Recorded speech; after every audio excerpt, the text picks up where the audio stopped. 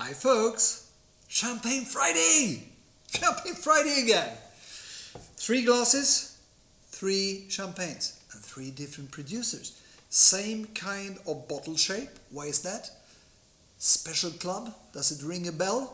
Special Club was and is, today is called Club Tresor.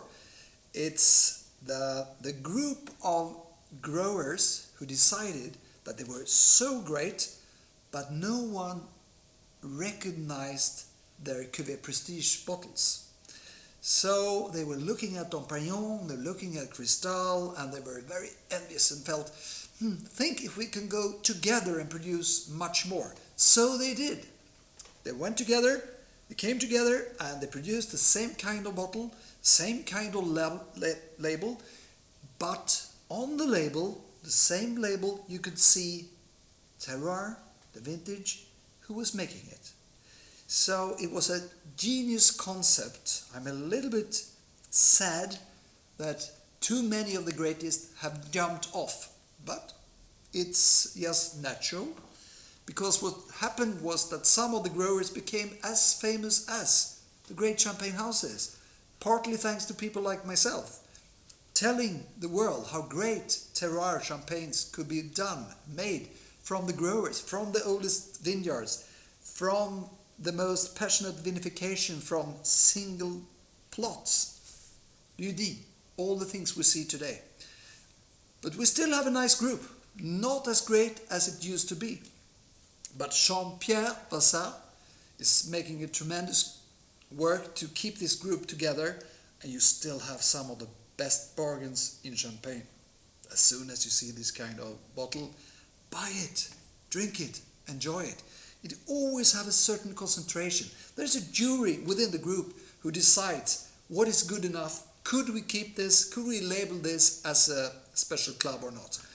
So they put all the passion, all the hard work into the bottle, and the result is great. And one of the great things is concentration, richness, buttery, silkiness in all of them. But terroir, you can see the difference. Just look at the colors here. Completely different. 3 different origins, 3 different, especially terroirs, vineyards, crus, more than the difference in vinification, which is so wonderful. One of the most important reasons why I started with Champagne. Terroir. I'm a terrorist. It's not a very good word today, but I am.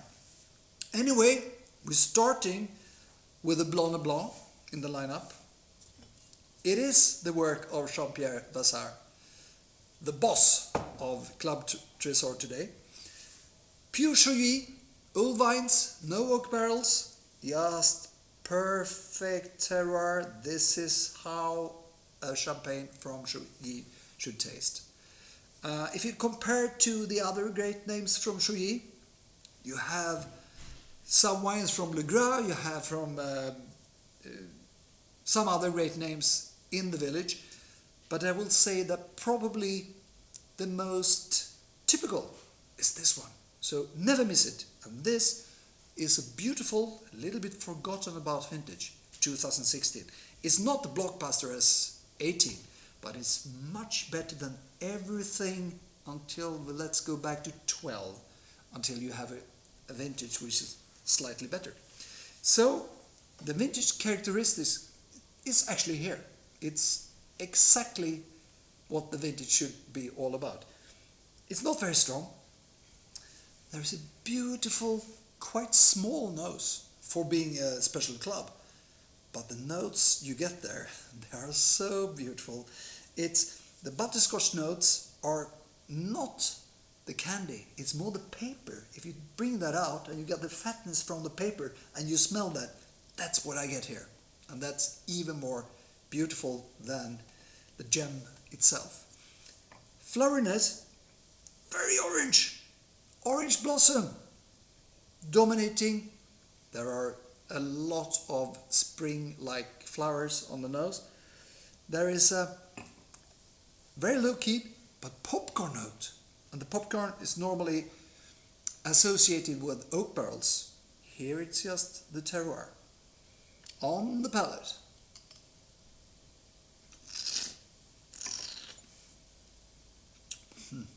Chouilly. Yeah. In a blind tasting, that would be, oh, okay, I know what it is. Headmaster, master. Chouilly. And what is that? Taste yourself. It's always similar to Cremant, but there is a little bit more nerve, a little bit less complexity, a little bit lower concentration, but very beautiful cleanness. And in 16, aged this many, many years in your cellar. Beautiful wine. Congrats. Secondly, look at the color. Looks like a Blanc de Noir. It could have been, and probably should have been, because I think this village is meant to be pure Pinot Noir. And there are some examples from Mousson-Chilier and Penet Chardonnay. But before they arrived on the scene, made this new modern style of Ludi wines from Vercy, this was the king. Today, number 3 in the village, but still the most classic. 50-50, Pinot Noir Chardonnay. Special club, Fresnay-Chilier. Nothing special, nothing dramatic, nothing fancy, but purity of the village. Really great example of the terroir Vercy.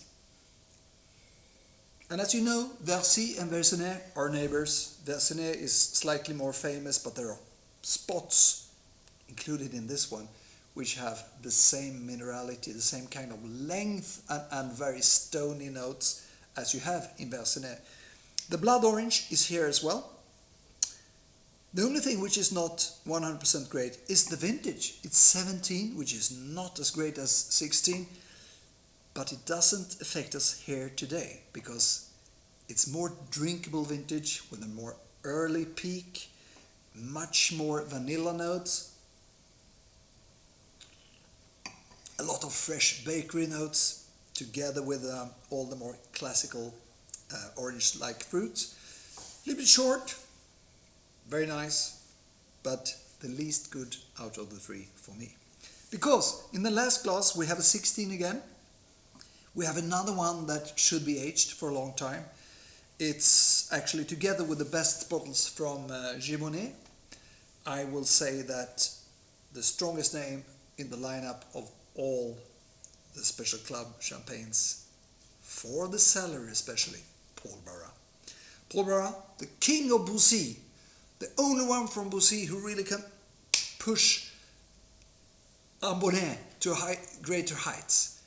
You know that the 59 Paul Barras was the winner of the Blanc de Noir category at Villa Paoli in '99 of the great tasting, the biggest tasting ever, the Millennium tasting, of the best champagnes ever made.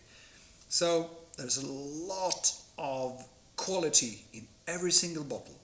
They started in 1833 and to this date they make champagnes with a very peculiar fruit in its youth. It's cloudberries. Cloudberries, this berry that only us Scandinavians have in abundance, but it's there. There's always a little bit of fishy notes, oyster shells, which are classic Pinot Noirs that you can find in many red Burgundies as well. There's a flamboyant richness to it that makes many people say, oh, it's very nice, it's not harsh, it's soft, and it's very fruity and easy to drink. It is, if you don't add your brain. Because if you hook on your brain, your intellectual perspective to this champagne, there are so many layers that will become serious, deep, and fantastic with time. So, forget it now, but meet it again in 10 years' time. See you next Friday.